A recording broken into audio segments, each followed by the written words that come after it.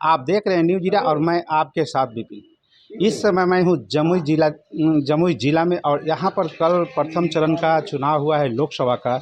और इसमें अभी हम जो हैं अभी हाल ही फिलहाल में जो बीजेपी के पूर्व विधायक थे जो आरजेडी में अपना अपना योगदान दिए हैं। और चुनाव जब लोकसभा के शुरू हुई तो उस समय स्थिति कुछ और थी, लेकिन जब ये जुड़े हैं उसके बाद यहाँ पर आरजेडी का स्थिति काफ़ी मजबूत बताया जा रहा है। और यहाँ पर जो प्रतिद्वंदी हुए चिराग पासवान के बहनोई अरुण भारती खड़ा थे और आरजेडी के प्रत्याशी अर्चना रविदास खड़ी थी। और यही दोनों में कड़ा मुकाबला हुआ है। कल दिन भर हम कवरेज किए हैं, हर जगह गए हैं और स्थिति यहाँ पर यह हुआ था कि दोनों में जहाँ भी मतदाता से बात हुई तो वहाँ पर दोनों का स्थिति बताया जा रहा है। सब अपने अपने मतदाता अपने प्रत्याशी के पक्ष में बोल रहे हैं, फिर भी रुझान के अनुकूल लग रहा है कि आरजेडी की स्थिति काफ़ी मजबूत है। अभी हमारे साथ जुड़े हैं आरजेडी से अजय प्रताप सिंह। हम इनसे कुछ बात करने का प्रयास करेंगे। बता दें कि यही अजय प्रताप सिंह हैं जो नरेंद्र सिंह के पुत्र भी हुए, नीतीश सरकार में कृषि मंत्री भी हुआ करते थे। आज वो नहीं है हमारे बीच, लेकिन आज उन्हीं अजय प्रताप सिंह से हम बात करेंगे। सर, आपका न्यूज़ चैनल में सर आपका स्वागत है। धन्यवाद। कल सर लोकसभा चुनाव हुआ और इसके पहले आप बीजेपी में पूर्व विधायक थे। क्या कारण था कि सर आपको आरजेडी में जाने की जरूरत ऐसे पड़ी? बहुत इस प्रश्न का अब संबद्धता नहीं रही इस प्रश्न का, जी क्योंकि हम 20 बार इस प्रश्न का उत्तर दे चुके हैं। जी बहुत सारे कारण थे, अब उसकी व्याख्या अभी उचित नहीं होगी।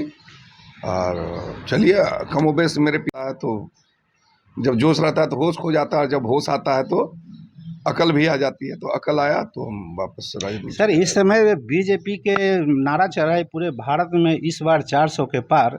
फिर अजय प्रताप सिंह को क्या दिक्कत हो गई कि ये मतलब कि उनको आरजेडी में जाने की क्या जरूरत पड़ गई जब ब्रांड है तो? आरजेडी ब्रांड नहीं है, लालू जी ब्रांड नहीं है। ये तो सर क्षेत्रीय पार्टी है ना, वो तो नेशनल लेवल का। आज भी लालू जी राष्ट्रीय पार्टी है, राष्ट्रीय ब्रांड है।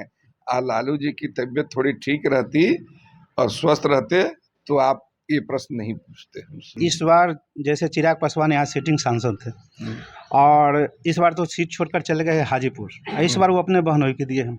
यहाँ पर एक मुद्दा था जनता के बीच में कि ये लोकल बनाम बाहरी, और उसके बाद दूसरा जो हो गया कि इसमें एक राजपूत का लीडर है जो बीजेपी छोड़कर आ जाते हैं आरजेडी में।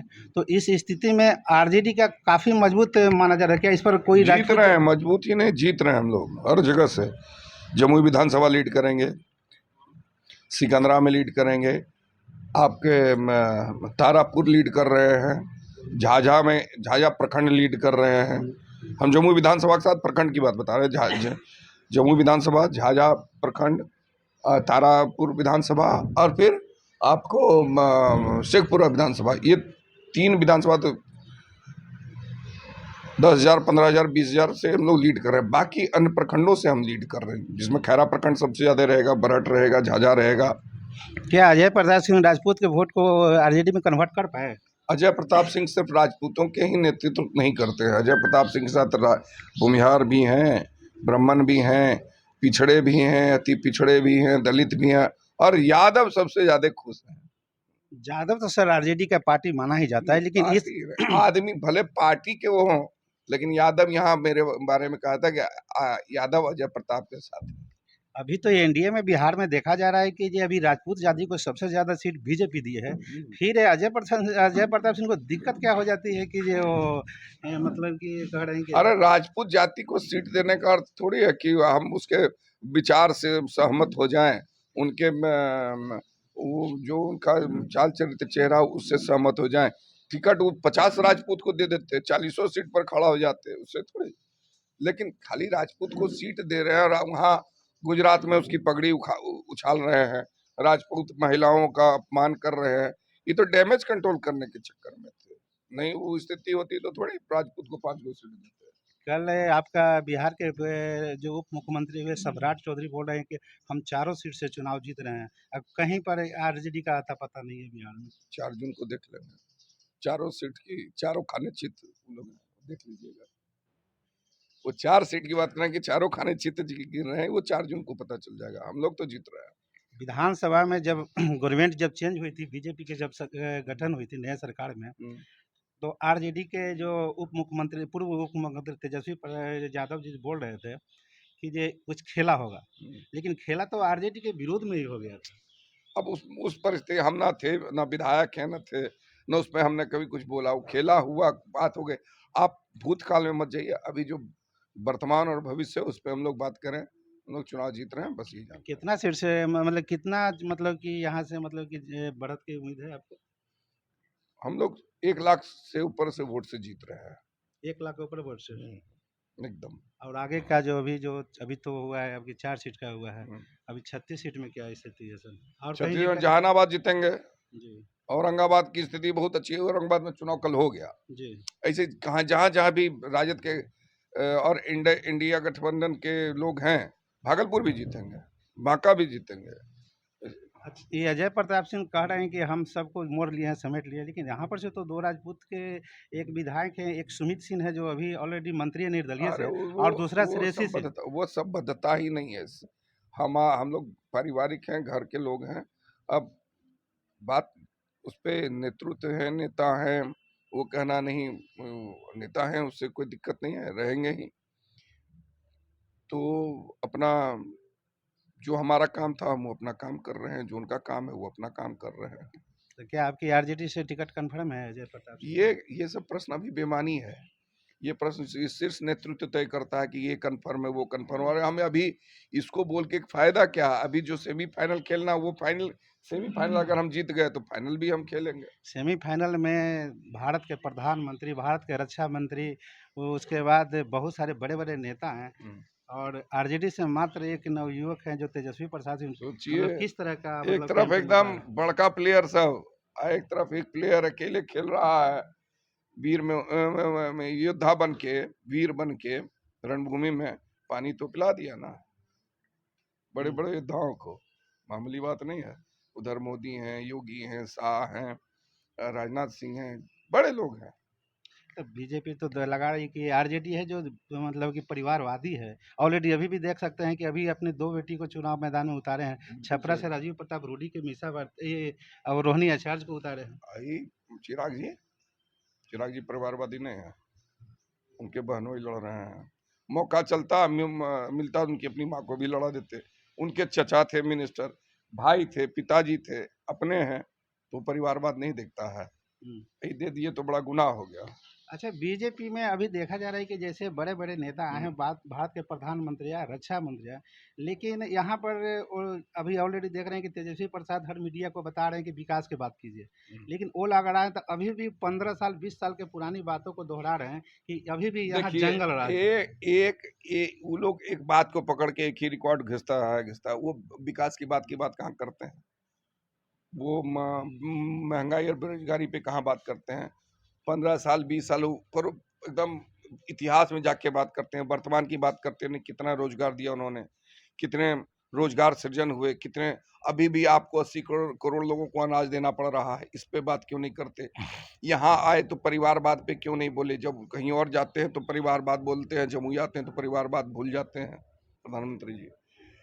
और ऐसे कई मुद्दे हैं जिस पर वो नहीं बोलते हैं। मुद्दे तो बहुत सारे हैं, और जब चुनाव आता है तो राम और राष्ट्र की बात करते हैं। तो राम और राष्ट्र किसी की बपोती है, राम हमारा भी उतने हैं और राष्ट्र भी उतना ही हमारा है। तो नवरात्रि के प्रथम दिन ही तो देखा जा रहा है कि तेजस्वी प्रसाद हेलीकॉप्टर में बैठते हैं, चुनाव प्रचार में जाते हैं, वीआईपी के पार्टी के साथ, और मछली का कांटा दिखा रहे हैं। इस देखिए, 8 तारीख का था, उन्होंने ट्वीट में भी लिखा था मछली का। अच्छा, किसी के खाने पीने पे क्या रोक है भाई? वो 8 तारीख का था।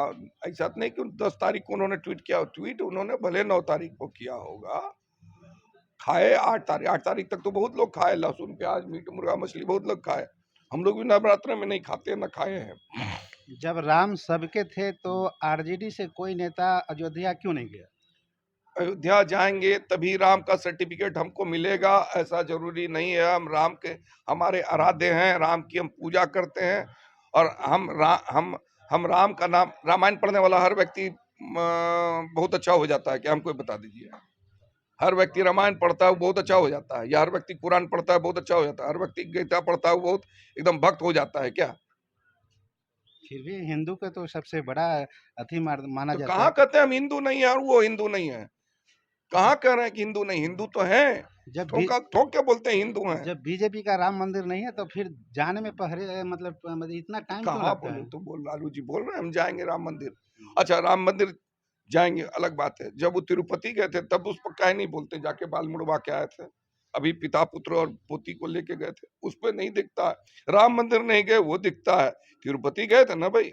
और फिर जब राम मंदिर जाएंगे तो काहे चले गए, क्या बात है, वहां लगता है हिंदू, ऐसा थोड़ा ही खाली मुसलमान है वोट है हमारा, हिंदू भी है, अन्य कास्ट के लोग हैं, हिंदू में सारे जाति के लोग हैं।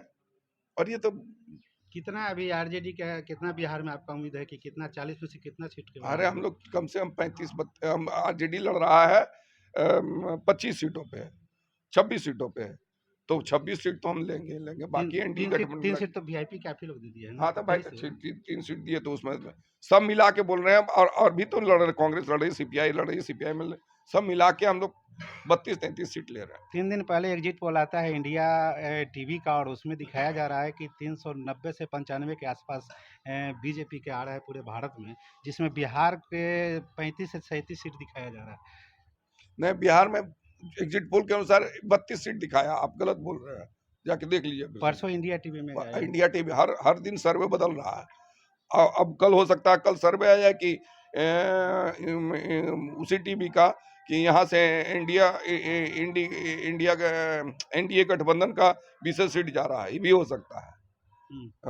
एग्जिट पोल नहीं, ओपिनियन पोल था, एग्जिट पोल तो पूरा चुनाव हो जाएगा तब होगा, एग्जिट पोल अभी कैसे, ये ओपिनियन पोल है।